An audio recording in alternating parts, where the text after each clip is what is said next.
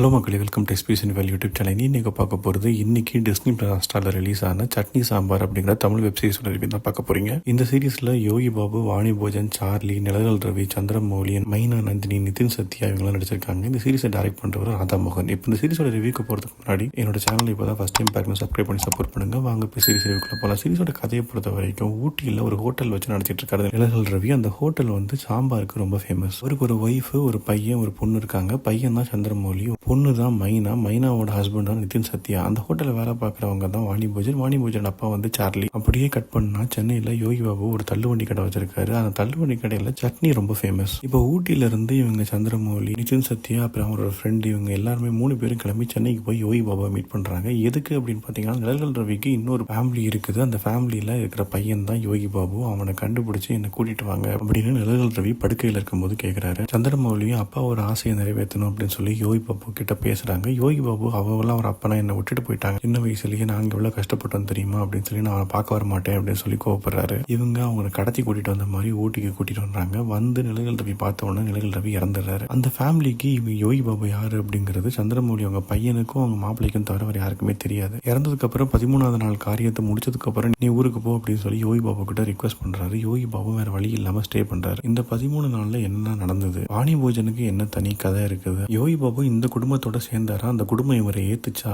என்ன நடந்தது அப்படிங்கறத இந்த சீரிஸோட மிச்ச கதை. இது ஒரு காமெடி டிராமா ஜானர். இப்போ இந்த சீரிஸோட பாசிட்டிவ்ஸ் அண்ட் நெகட்டிவ்ஸ் பார்க்கலாம். முதல் பாசிட்டிவ் தோன்றது, இந்த சீரிஸ்ல நடிச்ச ஆக்டர்ஸோட பெர்ஃபார்மன்ஸ், குறிப்பா யோகி பாபோட பெர்ஃபார்மன்ஸ் வந்து சூப்பரா இருந்தது. மண்டேலாக்கு அப்புறம் இந்த சீரிஸ்ல கொஞ்சம் சட்டலா நடிச்சிருக்காரு. அவரோட வழக்கமான ஒன்லைனர் இருந்தாலும் ஒரு காமெடி ட்ராக்ல மட்டுமே கான்சென்ட்ரேட் பண்ணாம ஒரு கேரக்டர் ஆர்டிஸ்டா நடிச்சிருக்காரு. அதுக்கு சப்போர்ட்டிங்கா வாணி போஜன், சார்லி, சந்திரமௌலி, மைனா இவங்க எல்லாருமே அவங்களோட பெஸ்ட்டை கொடுத்திருக்காங்க. எமோஷன்ஸ் வந்து இந்த சீரிஸ்ல நல்லாவே ஒர்க் அவுட் ஆகிடுது. குறிப்பா சார்லி, வாணி போஜனோட சீக்வன்ஸ் எல்லாமே வந்து ரொம்பவே எமோஷனலா கொண்டு போயிருந்தாங்க. அதே மாதிரி தீபா ஒரு கேரக்டர் பண்ணிருப்பாங்க. அவங்களோட கேரக்டரைசேஷனுமே வந்து ரொம்பவே அழகா இருந்தது. சீரிஸ் ஆரம்பிச்சு சில எபிசோட்ஸ்ல வந்து காமெடி வந்து நல்லாவே ஒர்க் அவுட் ஆயிருந்தது. டயலாக்ஸும் நிறைய டயலாக்ஸ் நல்லா இருந்தது. டெக்னிக்கலாவும் சினிமோட்டோகிராஃபி சூப்பரா இருந்தது. ஊட்டின்னு காட்டுறாங்க, அவங்க ஃபுல்லா ஊட்டியில் எடுத்தாங்களா இல்ல வேற எந்த ஹில் ஸ்டேஷன்ல எடுத்தாங்கன்னு தெரியல. பட் ரொம்ப பியூட்டிஃபுல்லா இருந்தது பாக்குறதுக்கு. இதெல்லாம் தான் சீரிஸோட பாசிட்டிவ்ஸ். இப்போ நெகட்டிவ் சைட் பார்க்கலன்னா முதல் நெகட்டிவா தோன்றது, இந்த சீரிஸ்ல சில போர்ஷன்ஸ் எல்லாம் வருது, ஆனா பெரிய அதுல இம்பாக்டும் இல்ல. பட் கொஞ்சம் போர் அடிக்கிற மாதிரி இருந்தது. குறிப்பா வாணி போஜனோட ஹஸ்பண்ட், அவங்க மாமியார் அப்படின்னு சொல்லி ஒரு கேரக்டரை காட்டுறாங்க. அது வந்து ஏதோ செயற்கையா திணிச்ச மாதிரி இருந்தது. அதே மாதிரி டியூரேஷனை பொறுத்த வரைக்கும் 6 எபிசோடு வருது.